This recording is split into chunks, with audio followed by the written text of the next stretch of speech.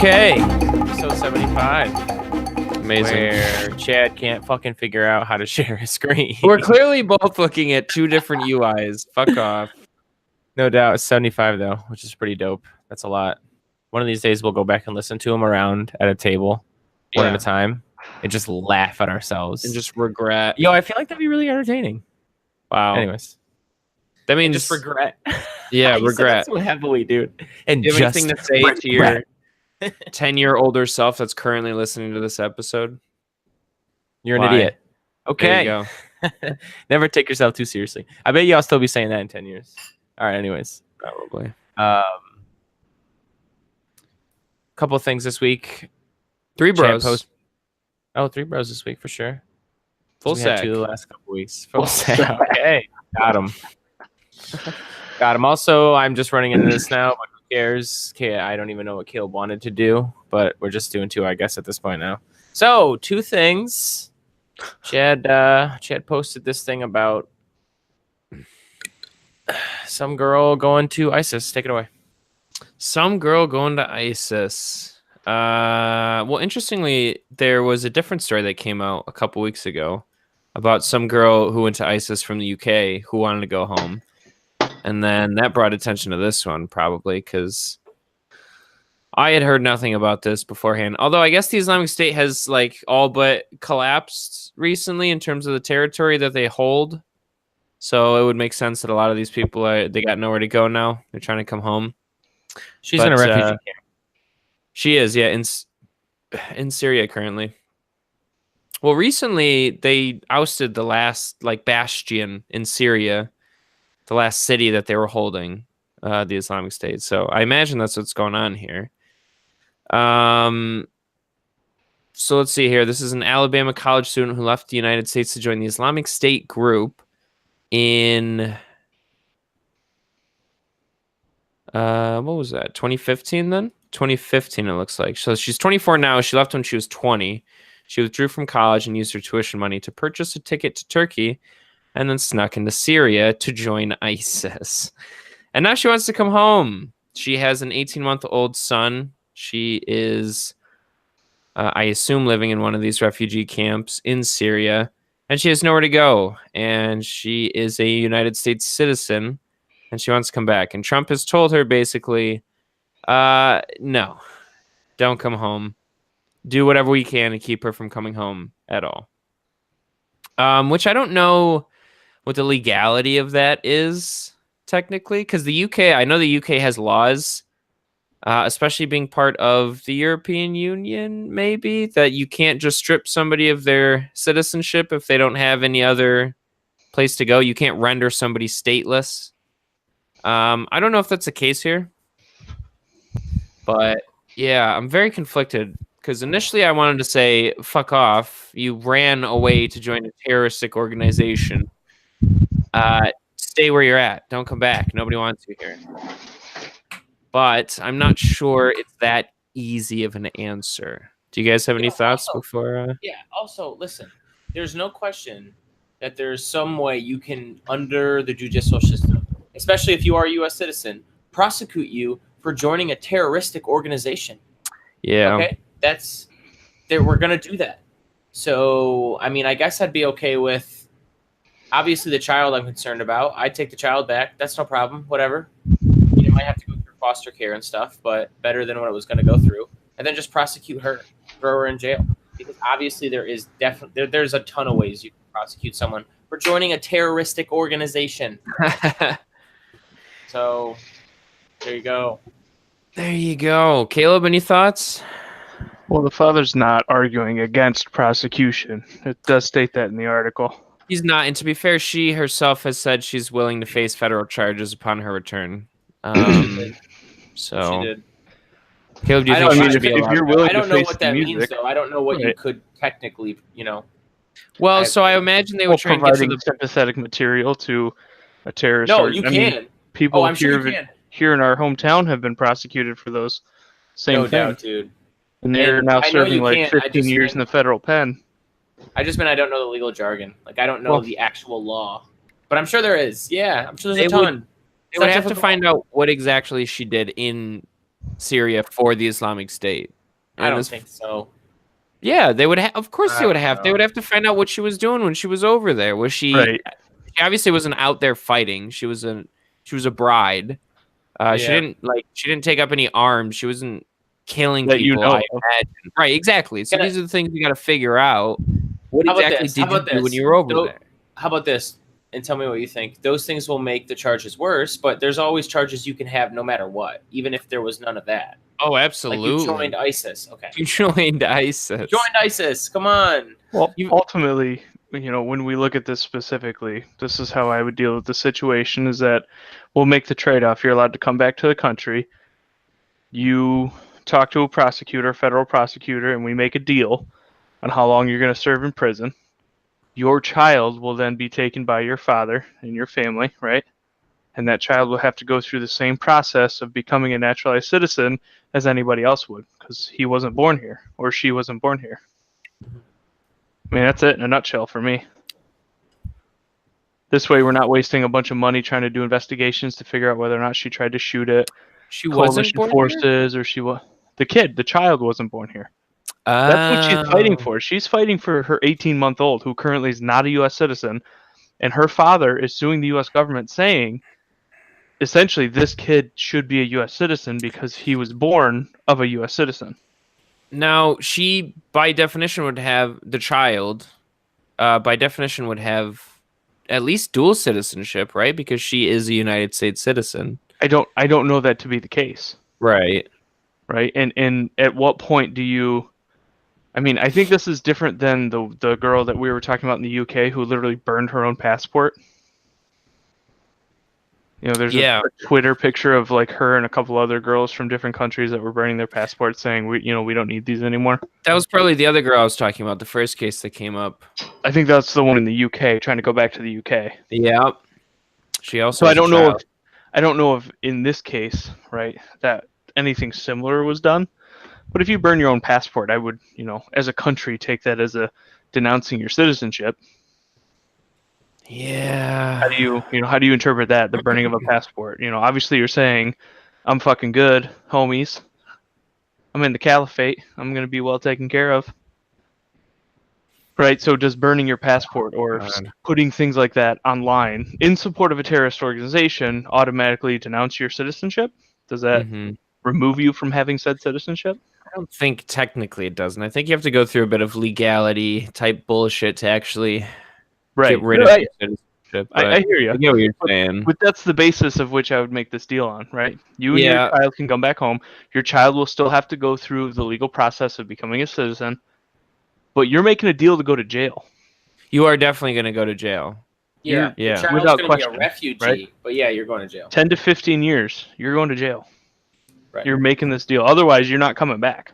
I mean, I would expect it to be longer than that, to be honest. And again, it depends on what you the did, point but- here, though, Chad, is that you don't know. You have to do a full investigation. You have to do all these things. She has to renounce all of this stuff earnestly. She has to.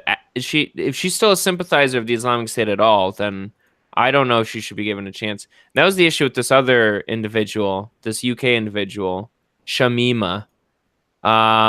She was found in a refugee camp. She has a child currently, or no, she was pregnant at the time, and she wanted to come back to the UK to have the child. And they were contesting that. She eventually had the child in the Syrian camp, and the UK reached out to her and said, "Hey, you're not coming home." And obviously, this became big news. So the BBC sends out somebody to interview her, and you can tell that she's still an Islamic State sympathizer. You can absolutely, she still sympathizes, and probably, I mean, if this is what she's willing to say on camera, you have to wonder what she actually believes when there isn't a spotlight on her. Yeah. So if this Hoda lady is still a sympathizer, if our agencies and intelligence agencies, everything at their fingertips, like vetted this girl, if they did, right, and they still could tell like that she's a sympathizer, then no, then I don't care what is going on. Then no. I agree. But B, the actual issue here, if she was some white girl from the suburbs who had a rich history, American history, who just bounced over there, it'd be totally different, I feel like. So the actual issue here is she is the daughter of a diplomat who is here on, not political, I guess, but just she's daughter of a diplomat on behalf of another country who is here, whatever, being a diplomat. So I guess there's a law that, and I feel like there should be, if you're a diplomat here, if you have a child here, that doesn't mean that they get U.S. status, right? Like, you're a diplomat, you're representing another country. So if you have a child in this country as being a diplomat, while you're a diplomat, then you don't. And she is supposed to have been born while they were a diplomat, which means that she's not a citizen, which means the actual issue here to me is if she's not a U.S. citizen in that way, just legally, like, then she shouldn't come back. Because not only it's not that she shouldn't be here if she stayed, it's that she left and that she's in a gray area legally, which kind of makes it difficult to come back, right, from making a decision like that. So I think if I was actually in a position to make a decision about this, I think that I would let her child come back because I sympathize for children. I always do. And I would prosecute her to the fullest extent you could. But I do understand if someone else was in charge and made the decision, hey, we don't want her to come back because of all this gray area stuff. I get it. So, yeah, there definitely is a gray area. And I think you got it a little wrong there. He was a diplomat on behalf of Yemen to the United Nations. Well, that's fine. And then I did get it wrong then, but fair. The father stopped serving as a diplomat, quote unquote, before his daughter was born, or so that was the timeline, because obviously if you're in America, you probably want your kids to have American citizenship. So he stopped being a diplomat. So that's the gray area that the Trump. So this is my question then, and we have to think back at all. Mm-hmm. This is my question then, if you may allow me to real quick then. If you're here as a diplomat, you're granted a visa status that is a special, hey, you're a diplomat, so you're allowed to be here. The minute that ends, like, you can't just like be like, oh, I'm not a diplomat anymore, like, just because you know what I'm saying? Like, so I need to understand what happened there. Like, we need to investigate what in the world happened when this guy all of a sudden wasn't a diplomat, which is what some people are claiming, which is fine if that's the case, but that feels real shady about the system. Like, you can't just be like, hey, you guys know what I'm saying. You can't just be like, hey, I'm not a diplomat anymore because, hey, my wife's about to give birth in 2 weeks. And then 4 weeks later, after the kid's born, it's like, hey, I'm a diplomat again. It's like, okay, what the fuck is this? I don't think I'm not saying that's what happened. I exaggerated, no doubt. Right. But there's obviously a specific system in place that makes you able to live here and exist here. And if you're going to end your diplomat status, that changes your visa, that changes things. Yeah, I don't know how, because shouldn't he have to leave if he's no longer a diplomat for the UN? Correct. That's what I'm saying. Well, you'll also have to remember too that as a diplomat, you probably have friends in places that nobody else does. Yeah, no doubt. So no doubt. And we're much less surprising that somebody's able to pull that off. All we can do is comment as if it's a vacuum, but no doubt. Oh, certainly. Right. But I hear you. So I don't know. I mean, just vet her. I guess that's and I said that before I went on my rant. I was like, if she's still a sympathizer, then there's nothing to talk about. Right. I agree. So I agree. Now, obviously, you can debate whether you on like how you find that out or not, or whether you decide that. But it is what it is. You just gotta trust your agencies at that point. I mean, ultimately, for me, we're negotiating how much jail time you're doing, and then your father or your family who does live in America is going to have to go through the process of becoming or getting that child to become a U.S. citizen. That's it. The father does not live in America, right? I believe he does now. The father is in ISIS? No? What? No, what? Oh, whoopsies. Are we sure? Yeah. She went to go be an ISIS bride. So she had a baby here and then brought her child to ISIS? No, okay. She had a baby in Syria. And it was a U.S. father? No, I see what you're saying now. So it is somebody from the Islamic State that is the father of her child, I imagine. Right. So why would he be in the United States? He's the not. father? Right. The father of her child, not the father. Why would he be? Oh, I thought you were saying the father of the girl who had the baby. No, not the father of the girl. Oh, gotcha. Right. Oh, sorry. Father kid. My bad. Yeah, I guess the father still is here. You're not wrong if that's the case. It seems like that's the case from the article. I am actually curious. Where is the father in all We'll see this? what happens with I would it. imagine he was an Islamic State fighter. No, he was what? He was a Yemeni diplomat. No. Now No, he's actually talking about the God's father of the Oh, 18-month-old. Christ. Listen, this mental gymnastics is tough. Her yeah, husband. yeah, I'm pretty sure Her he's Islamic fighter in State the Islamic husband. State. Right. Where They'll is probably fight it. They'll probably fight. So, You know. but what you're saying is where is his citizenship essentially? Because that should be also a factor of the citizenship of the child, correct? If this No guy's Iraqi or Syrian No or doubt. Egyptian or Well, that's another thing with that UK Shamima individual. Her husband was an Islamic State fighter, is currently in prison in Syria, but was a Dutch citizen. So they were both foreign fighters. So now she's thinking she might try and go to Deutschland. So I don't know. Deutschland. It's a shit show. yeah, well, It's like we'll see you what went to go happens. support this organization. They did horrible things. Now they're back on their heels. They're all like pretty much scattered right now. And you just want to go back home and pretend that you didn't just go support horrible people doing horrible things. Yeah, we'll see what That's happens. tough. That's tough. So it is tough, but it's also important for the countries at large who do have to deal with this problem to set a precedent in which it's like, yeah, this is why you're coming back, is because we are oh right. who we are and we do what we do. Right, You're because also we're trying to find a way to make that point as well, so that you don't have an ISIS 2.0 I mean in the that's near future. don't alienate so many people that they just Right. right. Well, I mean, I guess yeah, bring them home, vet them, send them to prison, prosecute them.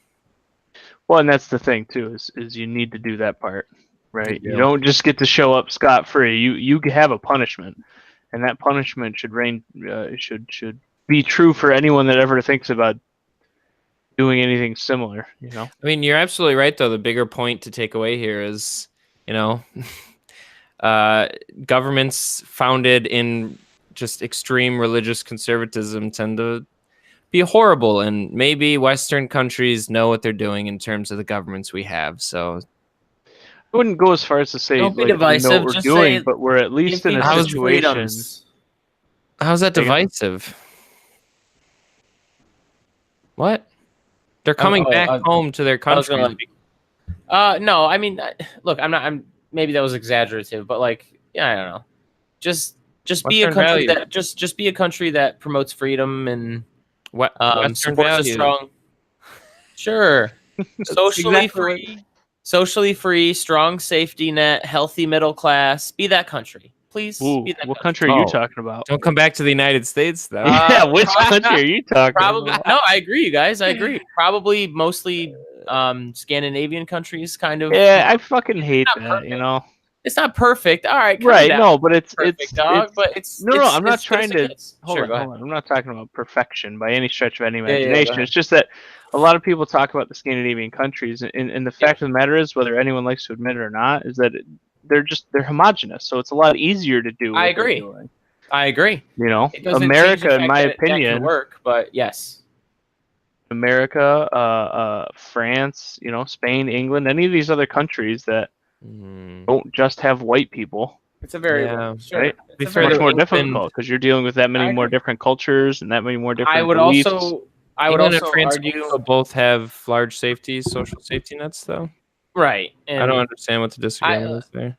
I would also say that like I'm extremely proud of what we've tried to do, and the world of tomorrow looks more diverse anyways. So eventually everyone's gonna have to confront I that. disagree. So, I hope. I mean, I guess The world of tomorrow, my we're mind- all going to be Yeah. brown skin, brown eyes. Okay, Dark that's not, hair. not maybe in the super long term, but not in the short. Not in like Yeah, we'll return back to our homogeneity. It's gonna be There is Right. definitely there's definitely going to be a critical moment of not just culturally and like mixing cultures together, but obviously climate related too. There's going to be plenty of things that humanity faces sooner than everyone's just brown. And by the time everyone's just brown, they will have figured out these huge problems. that's also a But fair Caleb's point. not wrong. We're a few generations away from any sort of real homogeneity. Oh. Listen, that's what people come here for. Those takes right there. All right, There you moving on. Venezuela. Wait a minute. Yeah. Wait Go a ahead, minute. Caleb. People Go come ahead. here? Oh, okay, never mind. No, they don't. Okay, your boy Cy. One of these days, someone's gonna get recognition out of some of us or all of us. And Yeah, one of us is gonna get fired because of the shit we've said Crazy. on here. Oh no, definitely not. That's craziness. You'd be surprised. Okay, Venezuela. Oh my goodness, I sure hope I would be. Okay, Venezuela. Your boy Cy read this week, and I honestly don't know how to feel about it. I asked you guys a question specifically pertaining to the article. So Venezuela has had a more, if not completely socialist dictatorship since 1999. And their original president that led that revolution / change in the country passed away. I think it was like 2010 or 11 or 2013. And then this dude, Nicolas Maduro, was elected after. So basically right now, we've got an economy that's runaway, just complete trash on inflation. When I read this article and I read about the regime change and all the instability happening, I just cringe at all the... Did you guys read this article? If you read this article, you cringe at all the sentences that are like price controlling and like they set this and they set that. And I was just like, ugh. And like there was one sentence in here that's like their inflation doubles every 2 weeks. I'm like, oh, are you kidding It's really me? bad. Yeah, they're in So hyper.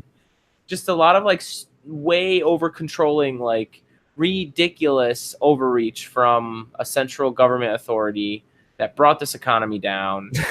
And it's Basically just just mismanagement and turd burglars from the top to the bottom. But here's the thing. And, I think we all, no matter what we think on the spectrum of political thought, this is just a complete dumpster fire. But specifically, like, should the U.S. intervene? And here's where I'm kind of torn. I obviously, I always first, my mind, at least anybody who bothers listens to us, which is nobody, but you listen to me. So you guys know that, like, I'm always non-interventionist. I'm like, yo, I don't want to spend money. There's problems here. I'm sick of this garbage. And there is a degree to like that mindset being a little unrealistic, but still, that's always what my knee-jerk reaction is going to be, and I did that in this case. But I don't know, man. I'm also sympathetic to actual people hurting, and actual people who are just working and like trying their best, just getting let down. And should people who, in good faith, have done what they're supposed to in an economy / society just be left to rot and die?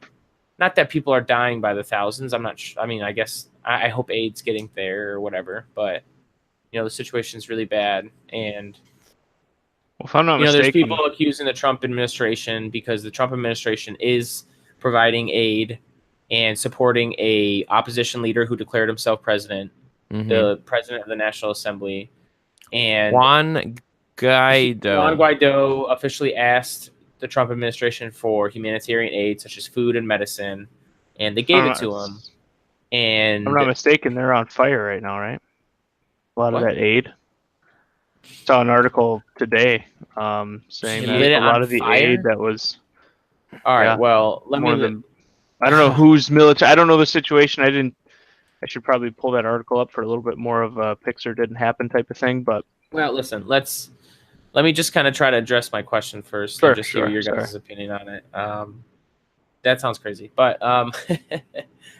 some people are accusing the Trump administration of just supporting even more instability by supporting an opposition leader and by sending humanitarian aid, that it's just like contributing to more instability and it's not really helping that much and blah, blah, blah. But I'm always the kind of person that's like, dude, I don't really know that much about the situation. And so I'm going to try to take away from it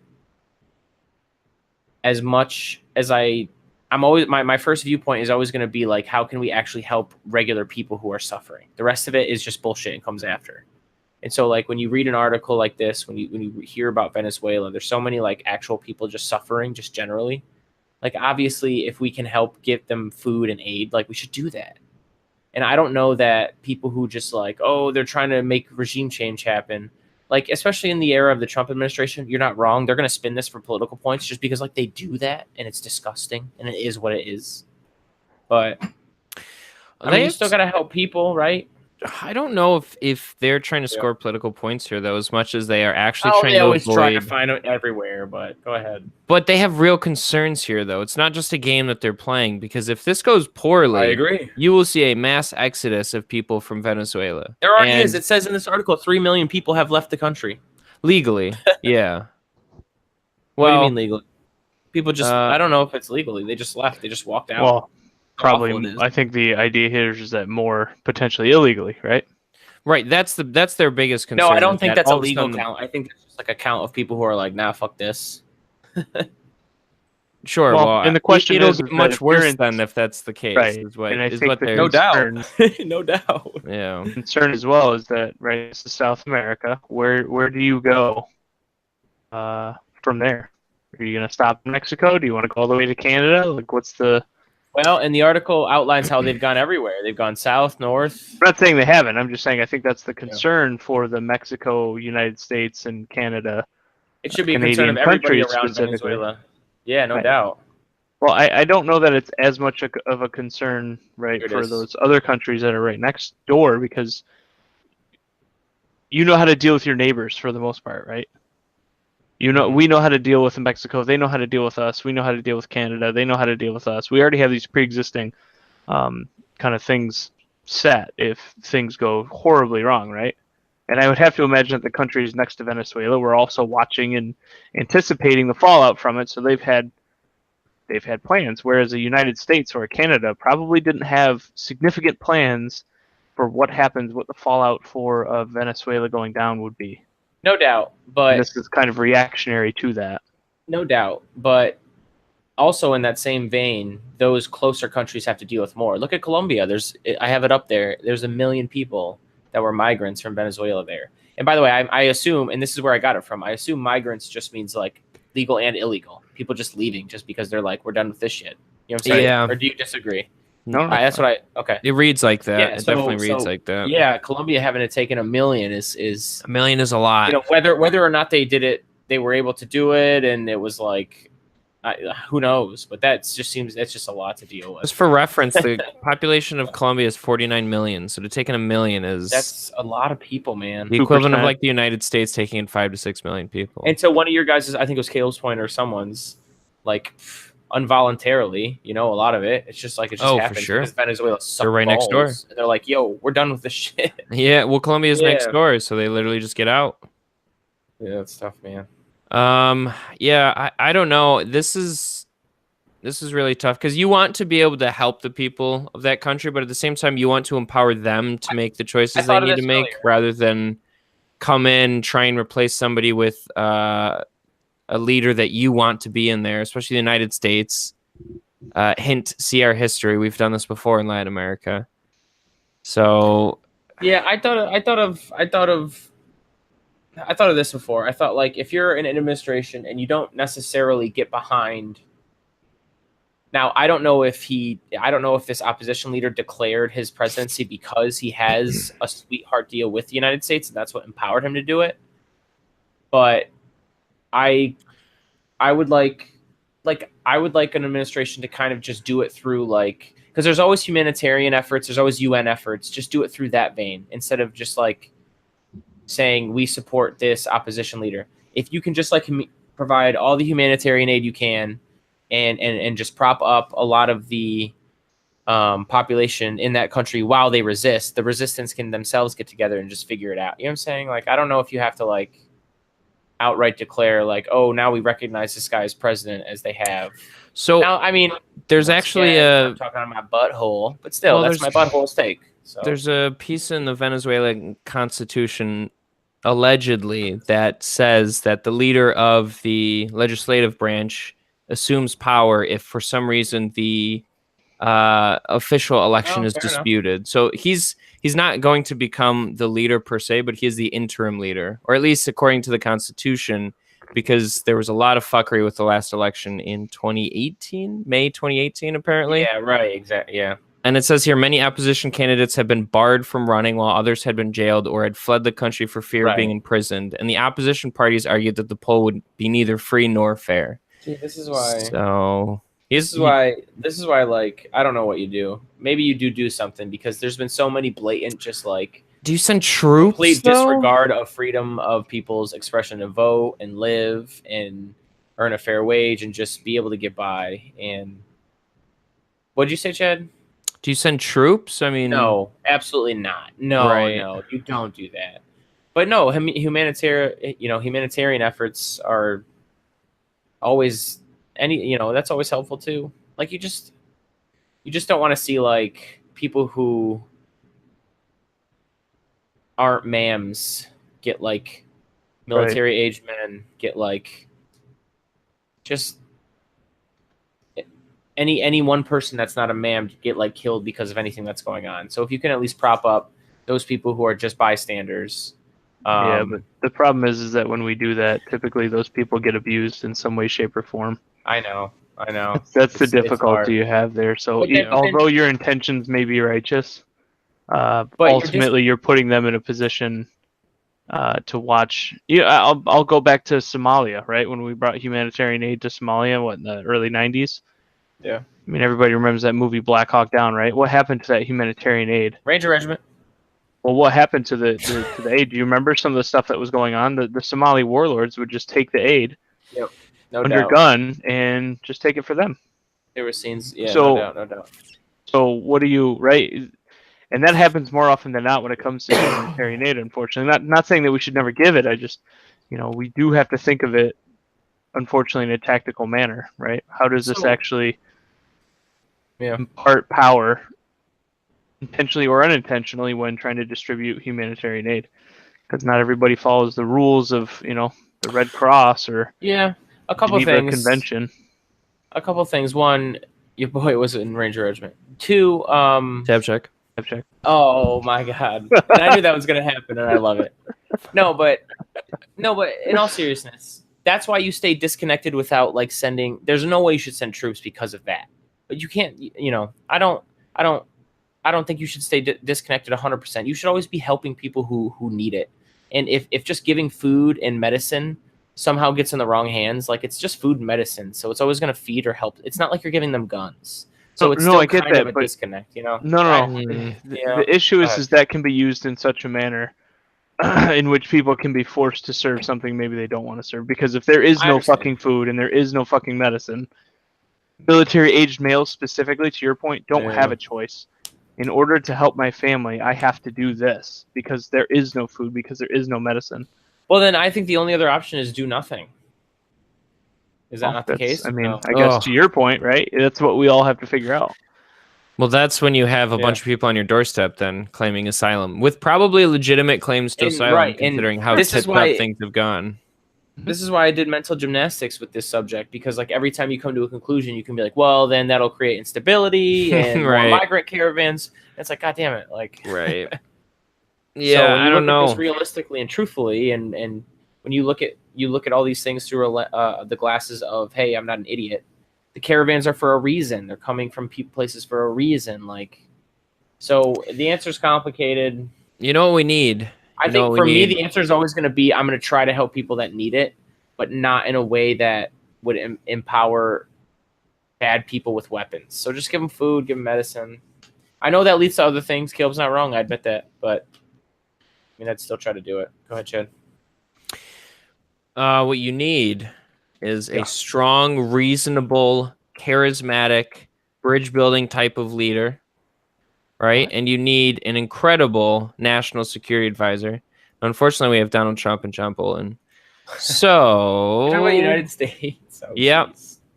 Well, I mean, let's be honest. We're kind of like, in our hemisphere, we're kind of like the ones that are...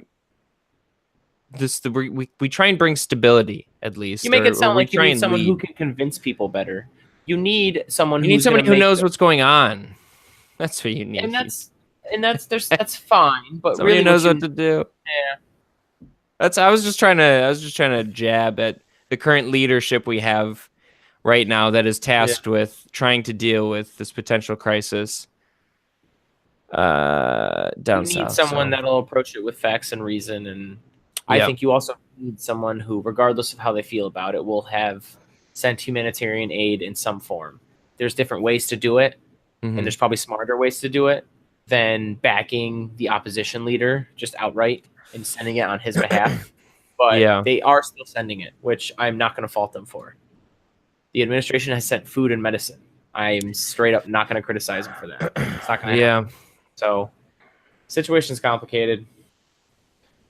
So, I mean, ultimately, it's going to be the job of the people in Venezuela to try and figure out what the fuck to do next. Because right now, especially with this aid and what Guaido is trying to do, because all this aid is just piling up in warehouses on the Venezuelan border. A lot of it's in Colombia, and Maduro's not letting in.